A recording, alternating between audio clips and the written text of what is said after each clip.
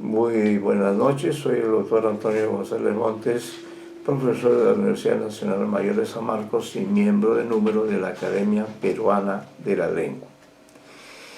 En el emblemático año que estamos viviendo, 2021, Eduardo González Viaña, consagrado años antes en Boston como el novelista del Bicentenario, publica su reciente novela Cutimuy Garcilaso, vuelve Garcilaso en traducción al español. En el valioso prólogo de José Antonio Mazzotti, este llama la atención sobre el hecho de que después de más de 400 años de la desaparición del Inca Garcilaso, recién un autor peruano vigente afronte el reto de publicar una primera y gran novela sobre nuestro cronista insigne. Y luego de haberla leído, afirma Mazzotti, que esta obra es la que se merecía nuestro primer mestizo, que dejó el Cusco en 1560 y después de cruzar 2 océanos y de sortear peligrosos percances, llegó a España en ese mismo año. Agrega que puede ser considerada como una novela histórica, pero al margen de esta tipificación, Cutimuy es un libro de la mayor trascendencia. Durante estos siglos, del XVII en adelante, se han publicado en el Perú y en diversos países del mundo centenares y quizá millares de biografías y de rigurosos y eruditos volúmenes de estudios acerca de la obra y de los libros que publicó Garcilaso. En cuanto al cuerpo mismo de la novela, el escritor ha dejado de lado el tradicional modelo biográfico que se emplea en las convencionales obras historiográficas.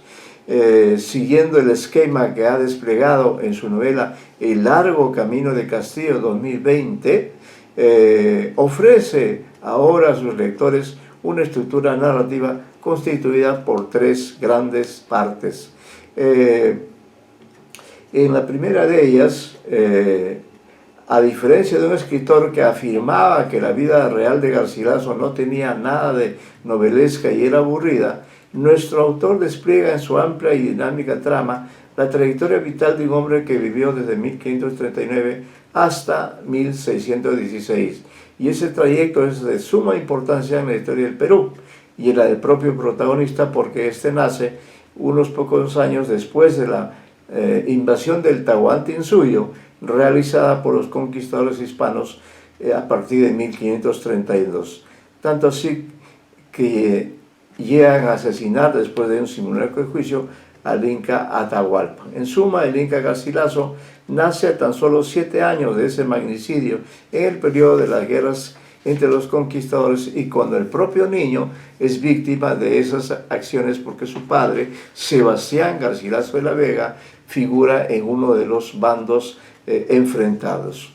Los lectores de la novela se encuentran en esta parte 1 con el protagonista en pleno viaje hacia España en enero de 1560. Ya tiene 20 años, se llama Suárez de Figueroa todavía, está entusiasmado con la idea de ver el mar, para lo cual se ubica en la proa. Pero como es habitual, se produce una tormenta que asusta al joven viajero, circunstancia que aprovecha para evocar su reciente pasado cusqueño.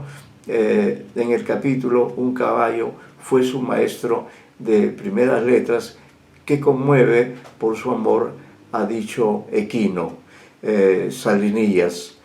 Esta primera parte, constituida por 18 capítulos, es muy novedosa y rica en datos que el novelista, guiado por la ley de la verosimilitud literaria y no por la rígida regla de la historiografía, comparte con sus seguidores para que estos sigan de cerca y hasta conozcan aspectos secretos de la vida de este primer mestizo.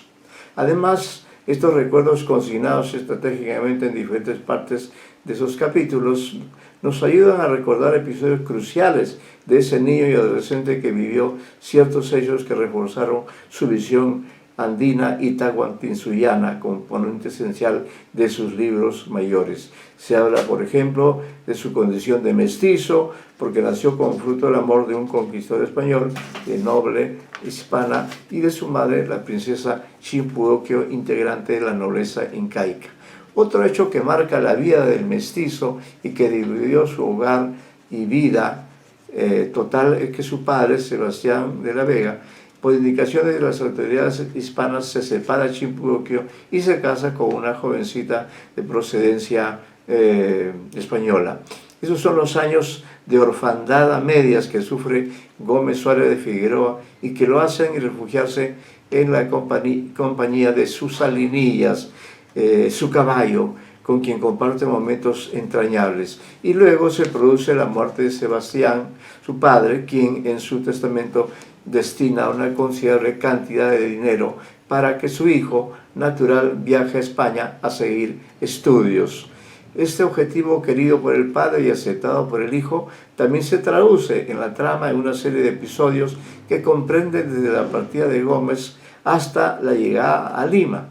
Trayecto peligroso porque el joven, después de haber cumplido con el rito de despedida de los suyos, se enfrenta en el camino con unos españoles sobrevivientes de las guerras civiles que quieren matar al joven y beneficiarse de sus pertenencias. Pero el viajero no está solo, lo acompaña su tío Ramón Occhio. En la parte llamada En la tempestad aparece Silvestre. El narrador lo ubica nuevamente en el barco en que viaja a España, aunque siempre está pensando en lo que vivió y aprendió en el Cusco. Pese a que volvió la tormenta, el joven viajero cusqueño no se mantuvo pasivo, sino que recorrió las instalaciones, se encontró con una mujer bonita que parecía verse solo en las noches. Fue una grata sorpresa que en esos instantes alguien lo llamó y era nada menos que Gonzalo Silvestre, amigo de su padre, personaje histórico con el que se encontraría muchos años después en Madrid y con la ayuda de él llegaría a escribir y publicar su segunda gran obra vinculada a América, La Florida del Inca 1605. Su autor la editó y se hacía ya entonces llamar Inca Garcilaso. En el capítulo 19 de esta parte 2 hay otra analepsis, evocación del pasado. El joven viajero evoca su paso por Huamanga y se dieron de frente con un grupo de danzantes que se acercaban a Gómez Suárez de Figueroa y sus acompañantes. Pero aquel no recordaba haber visto un espectáculo semejante. Estos eran los danzantes del Taqui Oncoy que lo hacían por decisión de sus apus y con el fin de volver al orden en que vivía el Tahuantinsuyo antes de que llegaran los hispanos. Gómez Suárez recordó que cuando oía ese canto vio detrás de una máscara el rostro de una muchacha que le recordaba a María Magdalena, la joven con quien mantuvo un amor en su adolescencia cusqueña que se rompió con el viaje del joven. La muchacha había escapado del convento y se había unido a quienes participaban en el Taqui Oncoy. María Magdalena acepta la despedida física, pero confía en que siempre permanecerán juntos. Ella con el Taqui Oncoy y él siempre encargado de, como dice el autor, contar lo que viste y dar testimonio de que nuestro imperio y nuestro sol existieron. Posteriormente, el narrador describe al viajero en la ciudad de Lima y se ubica en un albergue en la iglesia de Santiago Apóstol en el pueblo de Surco. En cuanto a la tercera parte, en La tempestad aparece La Florida. En esta parte de la gran novela se concentran episodios igualmente extraordinarios como en las dos anteriores, y el joven viajero está de nuevo en el barco de la eternidad que lo acerca a su destino. Allí va también el tristemente célebre Fray Valverde, pero también su amigo Gonzalo Silvestre, con quien prefirió hablar acerca de los motivos que llevaban a uno y a otro hacia Madrid, que eran los de reclamar sus derechos ante el rey. El viaje continuó y en el capítulo 31, mientras se dirigen a un archipiélago, un marinero dijo, comillas, estamos en 1560, han pasado 26 años desde que se encontraron a Pedro Serrano. El pobre había aguantado allí una década. Sí, exactamente allí, en esa punta, en esa isla que parece una hormiga. Este episodio es interesante porque es la fuente de la historia que contó Garcilaso en algunas páginas de los comentarios reales. Muchos estudiosos han resaltado la maestría con que el Inca narra este naufragio y han considerado que este pasaje bien podría ser el antecedente más remoto del cuento hispanoamericano. En los siguientes capítulos, el narrador enriquece su obra cuando usa la estrategia de hacer participar a diferentes personajes con los que Garcilaso alterna conforme se acerca a su destino. En el capítulo 34, un bandeirante conduce el barco.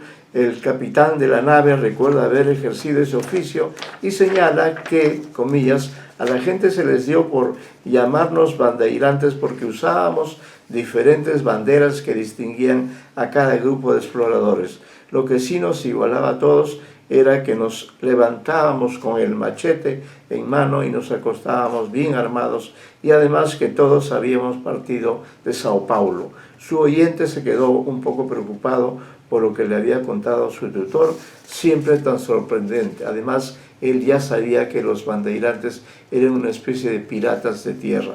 Después de extenderse su versión de lo dura que había sido su vida, el ahora capitán del barco le pregunta a su joven pupilo si había oído hablar de los sacerdotes de la Compañía de Jesús.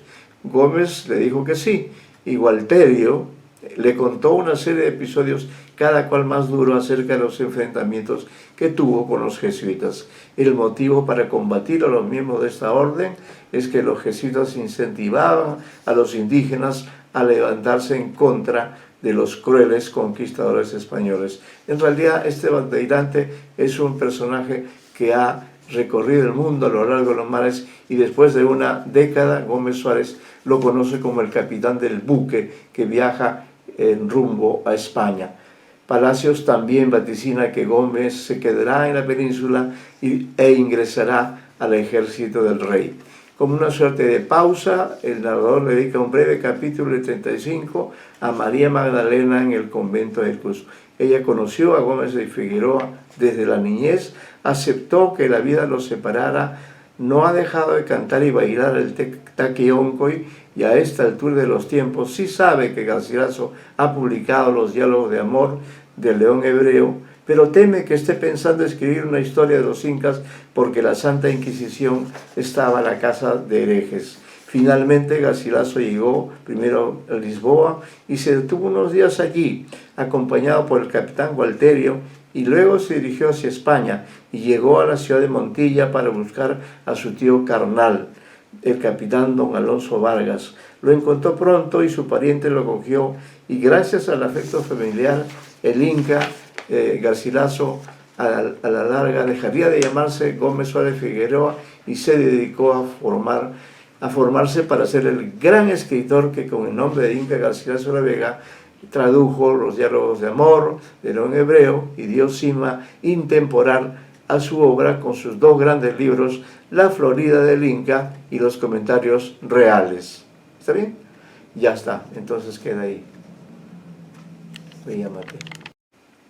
Damos término a nuestras palabras con la referencia a estas dos conocidas obras, y estamos convencidos de la necesidad de leer, releer y estudiar siempre Cutimbo y Garcilaso, considerada desde este 2021 como la primera gran novela hispanoamericana sobre nuestro primer cronista, y un libro clásico que nos da la categoría de ser sus lectores primigenios.